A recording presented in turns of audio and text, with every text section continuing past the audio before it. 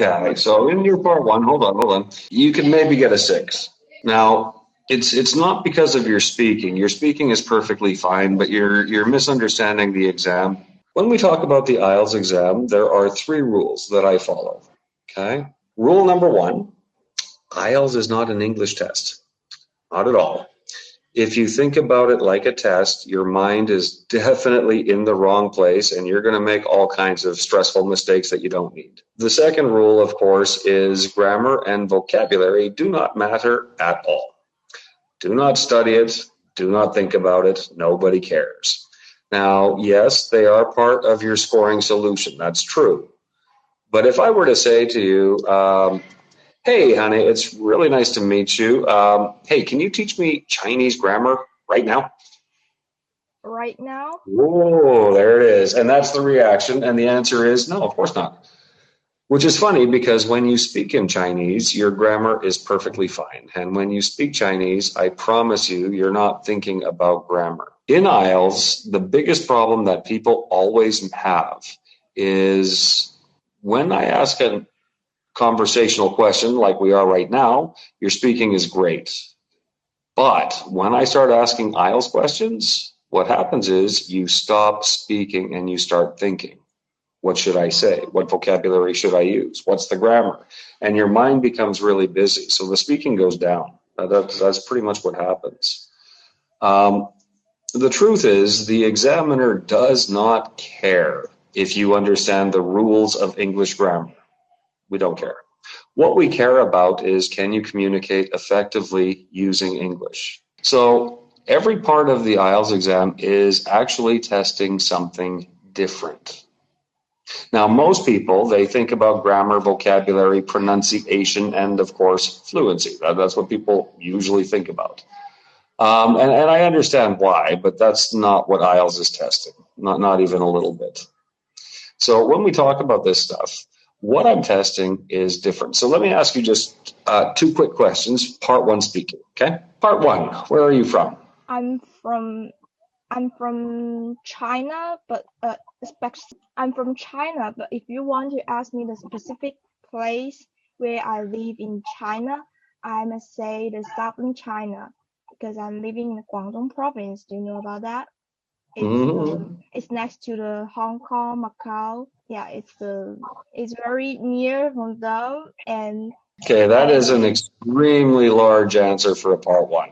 Okay. So and there is a lot of repetition in that answer.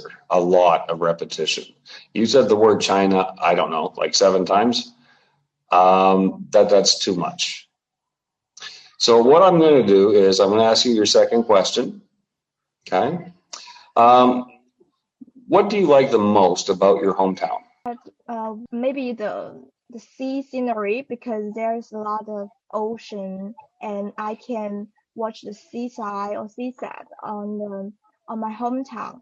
And I can also grab a lot of job opportunity because I'm now living in Zhuhai city and it can provide a lot of resources about job opportunity and maybe it's the cooperating city because it's the Hong Kong, Macau, Greater Bay.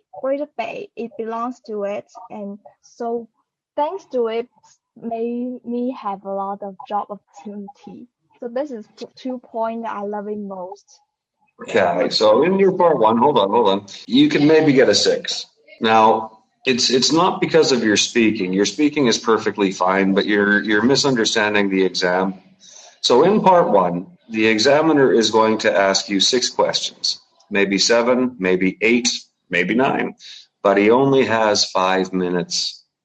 Your answers are far too big. In part 1, every question is about you. Every question.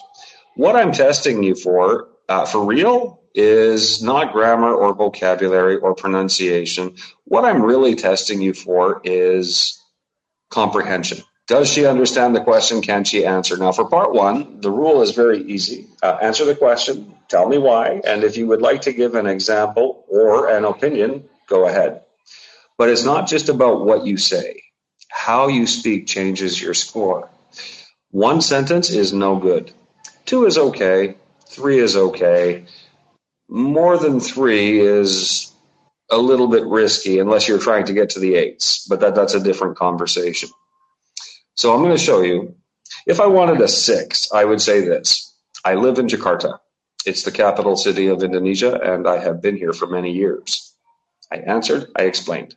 Done. Not a great answer, but it's clear. There was no repetition, but there was also no tone. There was no voice. If I wanted to get a higher score, like a 7 plus, I don't have to change what I say. I just have to change the way I deliver it. What do I like?